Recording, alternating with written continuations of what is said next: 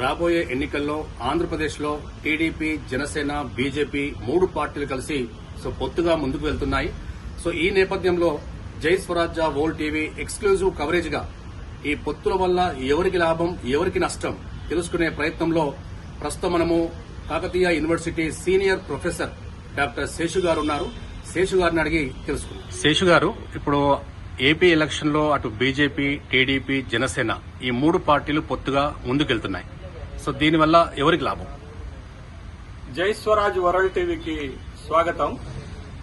రాబోతున్నటువంటి లోక్సభ ఎన్నికల్లో కొన్ని రాష్ట్రాల్లో జమిలీ ఎన్నికలు జరుగుతున్నాయి. ముఖ్యంగా ఆంధ్రప్రదేశ్ లో అటు లోక్సభకి ఇటు శాసనసభకి ఒకేసారి ఎన్నికలు జరుగుతున్నటువంటి సందర్భంలో తెలుగు రాష్ట్రాల్లో ఇటీవలనే తెలంగాణ శాసనసభకు ఎన్నికలు జరిగాయి. ఇప్పుడు ఆంధ్రప్రదేశ్ లో కూడా ఎన్నికలు దేశవ్యాప్తంగా ఒక చర్చనీయాంశమైనటువంటి అంశంగానే ఉంది. దానికి ప్రధానమైనటువంటి కారణం ఏంటి అంటే ఆంధ్రప్రదేశ్ లో మళ్ళొకసారి టీడీపీ, జనసేన, బీజేపీ 3 పార్టీలు కలిసి పొత్తు పెట్టుకుని 2024 ఎన్నికలను ఎదుర్కోబోతున్నాయి. గతంలో కూడా 2 రాష్ట్రాలు విడిపోయిన తర్వాత విభజిత ఆంధ్రప్రదేశ్ కి జరిగినటువంటి మొట్టమొదటి శాసనసభ ఎన్నికలు 2014లో ఇదే కాంబినేషన్ ని తోటి ఎన్నికలను ఎదుర్కొన్నారు, సక్సెస్ అయ్యారు, విజయం సాధించారు.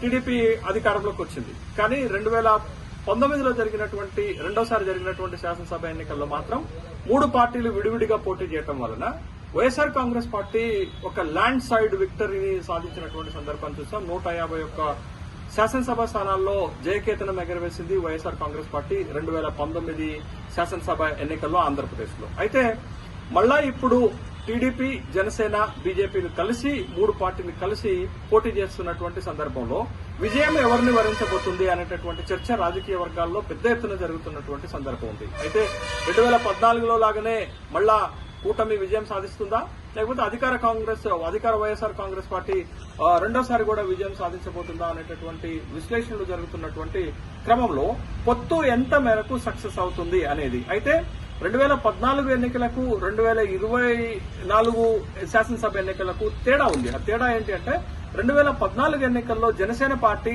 పొత్తులో భాగంగా ఒక్క శాసనసభ స్థానాన్ని కానీ లోక్సభ స్థానాన్ని కానీ పోటీ చేయలేదు. కేవలం మద్దతు మాత్రమే ఇచ్చింది. భారతీయ జనతా పార్టీకి కొన్ని శాసనసభ స్థానాలు, లోక్సభ స్థానాలు మాత్రమే కేటాయించారు. కానీ ఈసారి 3 పార్టీలకు సీట్లను షేర్ చేయడంలోనే, అంటే తొలి దశలోనే కూటమి ఇబ్బందులు పడుతున్నట్లుగా మనకు కనపడుతుంది. జనసేనకు మొదట 24 శాసనసభ స్థానాలు, 3 లోక్సభ స్థానాలను కేటాయించారు. కానీ భారతీయ జనతా పార్టీ చివరి నిమిషంలో వచ్చి పొత్తులో చేరటం వల్ల జరిగినటువంటి పరిణామాలలో ఏంటి అంటే భారతీయ జనతా పార్టీకి దరిదాపు 6 లోక్సభ స్థానాలు, 10 శాసనసభ స్థానాలు కేటాయిస్తున్నటువంటి సందర్భంలో జనసేనకు లోక్సభ స్థానాల సంఖ్య 1 తగ్గిపోయింది. తర్వాత శాసనసభ స్థానాల సంఖ్య కూడా 24 నుంచి 21కి తగ్గించుకున్నట్లుగా తెలుస్తుంది. అయితే ముఖ్యంగా జనసేనలో తీవ్రమైనటువంటి అసంతృప్తి వస్తుంది. ఎందుకు అనంటే తక్కువ సీట్లకి ఒప్పుకున్నారు పొత్తులో భాగంగా అనేటటువంటి ఒక అసంతృప్తి వస్తున్నటువంటి క్రమంలో ఇప్పుడు ఓటు బదలాయింపు జరుగుతుందా అనేటటువంటి ప్రశ్నలే ఇవాళ ఆంధ్రప్రదేశ్ రాజకీయాల్లో పెద్ద ఎత్తునుంది. 3 పార్టీల మధ్య గత 5 సంవత్సరాలుగా పొత్తు లేనటువంటి క్రమంలో ఇప్పుడు పొత్తు పెట్టుకున్నటువంటి క్రమంలో ఓటు బదలాయింపు జరుగుతుందా? ముఖ్యంగా జనసేన లాంటి పార్టీకి మూల స్తంభంగా ఒక కమ్యూనిటీ, కాపు కమ్యూనిటీ నిలబడింది. కాపు కమ్యూనిటీ ఓట్లే ఆ పార్టీ నుంచి ఎక్కువ వస్తాయి. అయితే ఈ పొత్తు సందర్భంలో జనసేన పార్టీ నుండి ముఖ్యమంత్రి కావాలనుకుంటున్నటువంటి వాళ్ళు, పవన్ కళ్యాణ్ ముఖ్యమంత్రి కావాలనుకుంటున్నటువంటి వాళ్ళు, ఆ సామాజిక వర్గానికి సంబంధించినటువంటి వాళ్ళ ఓటు బదలాయింపు కూటమికి జరుగుతుందా అనేటటువంటి ప్రశ్నలు వస్తున్నాయి. రెండోది, భారతీయ జనతా పార్టీ కూటమిలో చేరటం వల్ల ఇప్పటి వరకు కూటమికి కొంత అనుకూలంగా ఉన్నటువంటి మైనార్టీ సామాజిక వర్గానికి సంబంధించినటువంటి ఓట్ల విషయం ఏంటి? ఆల్రెడీ తెలంగాణకి సంబంధించినటువంటి హైదరాబాద్ పార్లమెంట్ సభ్యుడైనటువంటి అసదువేలన్నీ కూడా వైఎస్ఆర్ కాంగ్రెస్ పార్టీకి 47 నుంచి 49 ఓటు బ్యాంక్ ఇప్పటికీ ఆంధ్రప్రదేశ్ లో ఉంది అని చెప్తున్నటువంటి క్రమంలో 3 పార్టీలకు గతంలో ఉన్నటువంటి ఓటు బ్యాంకును కనుక మనం పరిగణలోకి తీసుకుంటే టీడీపీకి 2019 ఎన్నికల్లో 37% ఓట్లు వచ్చాయి, జనసేనకు 6% ఓట్లు వచ్చాయి, భారతీయ జనతా పార్టీకి 1% కంటే తక్కువ ఓట్లు వచ్చాయి. అంటే మొత్తంగా కలుపుకుంటే మనకి 46-47% ఓట్లకు పరిమితం అవుతారు అనేటటువంటి అభిప్రాయం వ్యక్తమవుతుంది. ఒకవేళ ఎంత బలం పుంజుకున్నా గానీ 48-49 ఓటు శాతం కూటమికి గనక వస్తేనే కూటమి ఒక బలమైనటువంటి కూటమిగా నిలబడుతుంది. ఇప్పటి వరకైతే ప్రీపోల్ సర్వేలలో ఉన్నటువంటి రాజకీయ వాతావరణాన్ని చూస్తే కూటమికి కాపు సామాజిక వర్గం ఓట్లు ఏ విధంగా బదలమవుతాయి. ఇప్పుడు కాపు సామాజిక వర్గంలో పొత్తు కుదిరిన తర్వాత కాపు సామాజిక వర్గంలో బలమైనటువంటి నేతలు ముద్రగడ పద్మనాభం వైఎస్ఆర్ కాంగ్రెస్ పార్టీలో చేరాలని నిర్ణయించుకోవటం, మార్చి 14వ తారీఖు నాడు చేరబోతుంటాం. అదేవిధంగా చేగొండి హరిరామజోగి లాంటి కుమారుడు సూర్యప్రకాష్ కూడా ఇప్పటికే కాంగ్రెస్ పార్టీలో చేరటం కొంత మేరకు కాపు కమ్యూనిటీ మైనార్టీ ఓట్లు కూటమికి పడవు అనేటటువంటి అభిప్రాయం వ్యక్తమవుతున్నటువంటి నేపథ్యంలో ఒక బలమైనటువంటి పోటీ మాత్రం అటు కూటమికి వైఎస్ఆర్ కాంగ్రెస్ పార్టీకి మధ్య జరిగేటటువంటి అవకాశాలే చాలా స్పష్టంగా కనపడుతున్నాయి. అయితే గతంలో గెలిచినంత మేరకు వైఎస్ఆర్ కాంగ్రెస్ పార్టీ 151 సీట్లను నిలబెట్టుకోలేకపోవచ్చు అనేటటువంటి విశ్లేషణలో అభిప్రాయాలు కూడా వ్యక్తమవుతున్నాయి. వై నాట్ 175 నినాదంతో సిద్ధం సభలను 4 సిద్ధం సభలను భారీగా నిర్వహించినటువంటి వైఎస్ఆర్ కాంగ్రెస్ పార్టీ ఆత్మవిశ్వాసంతో గెలుపుపై ధీమాతో ముందుకు వెళ్తుంటే కూటమిలో ఇంకా సీట్ల సర్దుబాటు జరగలేదు. సీట్ల సర్దుబాటు జరిగిన దగ్గర కూడా అసంతృప్తులు వస్తున్నాయి. అటు టీడీపీ బలంగా ఉన్న చోట జనసేనకి ఇవ్వటం వల్ల, జనసేన సీట్లు ఆశించిన దగ్గర టీడీపీకి ఇవ్వటం వల్ల ఇప్పుడు భారతీయ జనతా పార్టీకి ఇచ్చేటటువంటి లోక్సభ స్థానాల పరిస్థితి, తర్వాత 10 శాసనసభ స్థానాల పరిస్థితి ఏంటి, అక్కడ వాళ్ళు గెలవగలుగుతారా అనేటటువంటి సందేహాలు వ్యక్తమవుతున్నటువంటి ఈ క్రమంలో కూటమి మొదట్లో ఉన్నంత బలంగా ఇప్పుడు కనపడటం లేదు.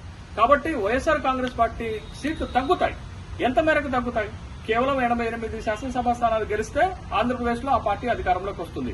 కాబట్టి ఇప్పుడు కూటమి 100 స్థానాలకు చేరుకుంటుందా, లేకపోతే వైఎస్ఆర్ కాంగ్రెస్ పార్టీ 70 స్థానాలు పడిపోయినప్పుడు కూడా అధికారంలోకి వచ్చేటటువంటి అవకాశం ఉంది. కాబట్టి వైఎస్ఆర్ కాంగ్రెస్ పార్టీకి కొంత అనుకూలమైనటువంటి వాతావరణం ఇప్పటి వరకైతే కనపడుతుంది.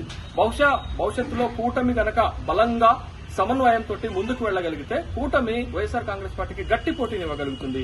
ఎవరు గెలిచినా, ఎవరు అధికారంలోకి వచ్చినా కొద్దిపాటి ఓట్ల తేడాతోటి, కొద్దిపాటి సీట్ల తేడాతో వచ్చేటటువంటి అవకాశం ఉంది.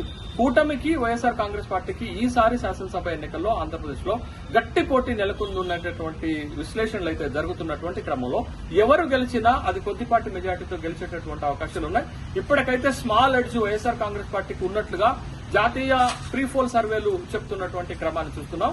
ఒకవేళ కూటమి సమన్వయంతో గనక ముందుకు వెళ్లగలిగితే, 3 పార్టీలు ఓటు బదలాయింపు చేసుకోగలిగితే, ప్రధానమైనటువంటి సామాజిక వర్గాల ఓట్లను గనక ఆకర్షించగలిగితే కూటమికి కూడా విజయ అవకాశాలు లేకపోలేదు. కూటమి కూడా విజయ అవకాశాలను చేజెక్కించుకునేటటువంటి అవకాశం ఉంది. ఇంకా ఎన్నికల ప్రచారం ప్రారంభమైన తర్వాత, కూటమిలో సీట్ల సర్దుబాటు అయిన తర్వాత, కూటమి ఐక్యంగా ముందుకు వెళ్లిన తర్వాత ఒక రాజకీయ వాతావరణం అయితే కనపడుతుంది. ఇప్పటికైతే వైఎస్ఆర్ కాంగ్రెస్ పార్టీ సిద్ధం సభలు ఇచ్చినటువంటి బూస్ట్ తోటి గెలుపుపై ఆత్మవిశ్వాసంతో ముందుకు వెళ్తున్నట్లుగానే మనకి కనపడుతుంది. వైఎస్ఆర్ కాంగ్రెస్ పార్టీ ఈసారి 70 శాసనసభ స్థానాల్లో ఓడిపోయినప్పటికీ కూడా అది అధికారంలోకి వచ్చేటటువంటి అవకాశం ఉంది. కానీ కూటమి 100 శాసనసభ స్థానాలకు ఎదగాల్సినటువంటి సందర్భం ఉంది. కాబట్టి అది కొంచెం కష్టంగా అనిపిస్తుంది. అటు ఆర్థమెటిక్ లెక్కలు చూసినా, ఇటు సామాజిక వర్గాల పరంగా చూసినా వైఎస్ఆర్ కాంగ్రెస్ పార్టీ వెనకాల SC, ST, minority vote bank బలంగా నిలబడుతుంది. బీసీ ఓటు బ్యాంకులో గనక చీలిక వస్తే అది వైఎస్ఆర్ కాంగ్రెస్ పార్టీకి అనుకూలమైనటువంటి వాతావరణాన్ని క్రియేట్ చేస్తుంది. సోషల్ ఇంజనీరింగ్ లోనైనా, తర్వాత పొలిటికల్ ఇంజనీరింగ్ లోనైనా, పోల్ మేనేజ్మెంట్ లోనైనా ఇప్పటికిప్పుడు వైఎస్ఆర్ కాంగ్రెస్ పార్టీ కాస్త ముందున్నట్లుగానే కనపడుతుంది. అంత మాత్రంగా కూటమి బలహీనంగా ఉన్నట్లు కాదు. కూటమి కూడా ఒక బలమైనటువంటి పొలిటికల్ ఛాలెంజ్ వైఎస్ఆర్ కాంగ్రెస్ పార్టీకి విసురుతున్న సందర్భంలో ఎవరు అధికారంలోకి వచ్చినా కొద్దిపాటి మెజార్టీతో వచ్చే అవకాశం ఉంది. ఇప్పటికైతే కొంత వైఎస్ఆర్ కాంగ్రెస్ పార్టీకి ఎడ్జ్ ఉన్నట్లుగా కనపడుతుంది.